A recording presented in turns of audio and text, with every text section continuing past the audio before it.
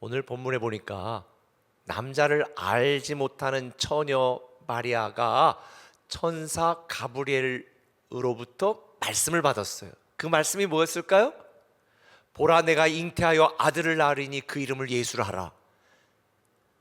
이 말씀을 받은 마리아의 심정이 어땠을까요? 오 예스!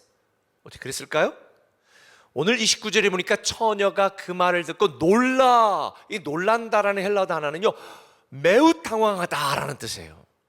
당시 처녀가 애를 뱄다라는 소문이 나면 마을 사람들로부터 돌에 맞아 죽는 것은 이미 예상하고 있는 일이니까 너무 마음이 불안하고 두렵고 힘들었을 것 같아요.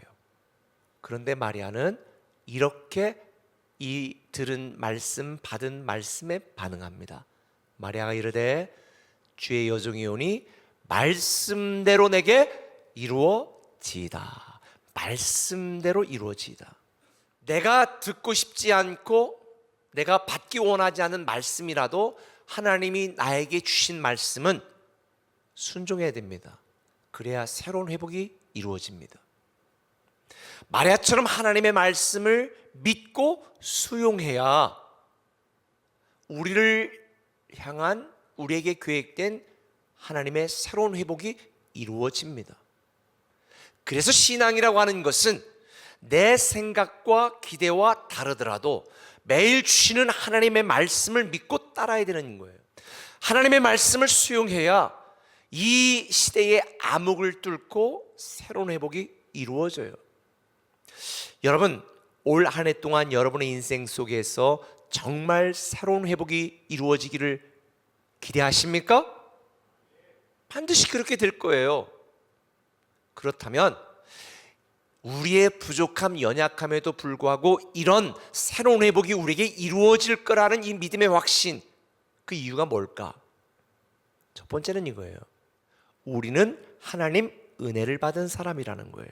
자, 28절에 그에게 들어가 이르되 은혜를 받은 자여 평안할지어다. 주께서 너와 함께 하시도다. 은혜를 받은 자여 평안할지어다 라고 말합니다. 아니, 마리아는 지금 온갖 수모를 당하고 죽을 수 있다는 걸 알면서도 하나님의 말씀을 수용했잖아요. 너무 대단한 믿음이에요. 마리아가 살았던 이 나사렛이라고 하는 동네는요, 이스라엘 유대와 이방과의 경계선에 있는 이스라엘 땅이었습니다. 갈릴리지만 갈릴리 호수와 가까운 것도 아닌 애매한 지역에 있었어요. 그래서 유대인들은 이 나사렛이 자기 땅이기도 하지만 거의 이방 땅처럼 취급했습니다. 나다니엘이 그렇게 반응했죠. 무슨 나사렛에서 선한 게 나겠냐? 라고 말할 정도로 사람들이 별 볼 이렇게 취급하던 곳에 비천한 여인 맞습니다.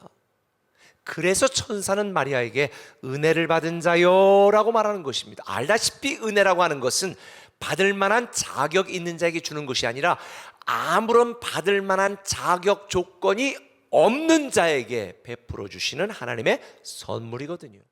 그래서요, 우리는 올 한 해 동안 이렇게 기도해야 됩니다. 내 자녀에게 은혜 베풀어 주세요.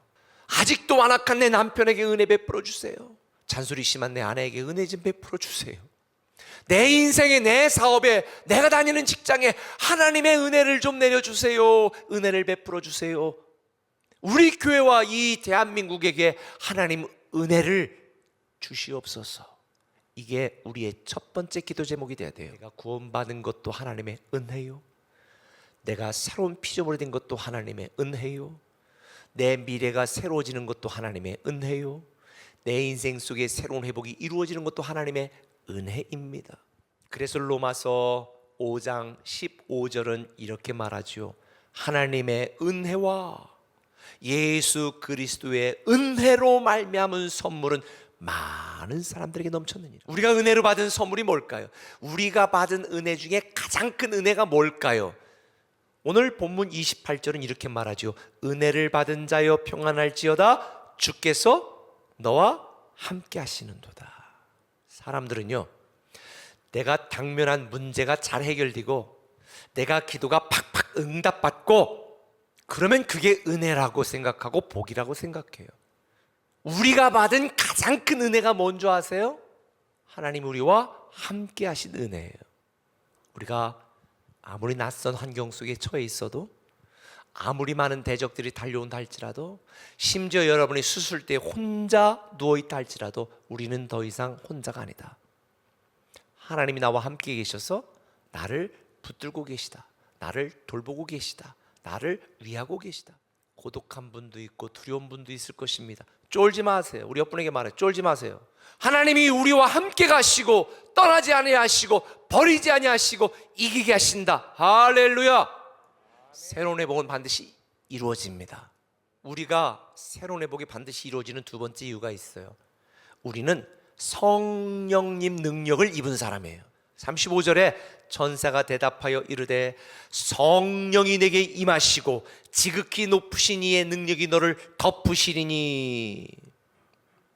제가 지난 금요일 굿모닝 RT에서 기한 일을 행하시는 하나님의 능력을 경험하려면 초월적인 믿음을 가져야 된다 그랬어요. 그렇죠? 사람은 사실적인 믿음만 갖고 있어. 내가 이해하고 납득할 만한 일만 일어나요.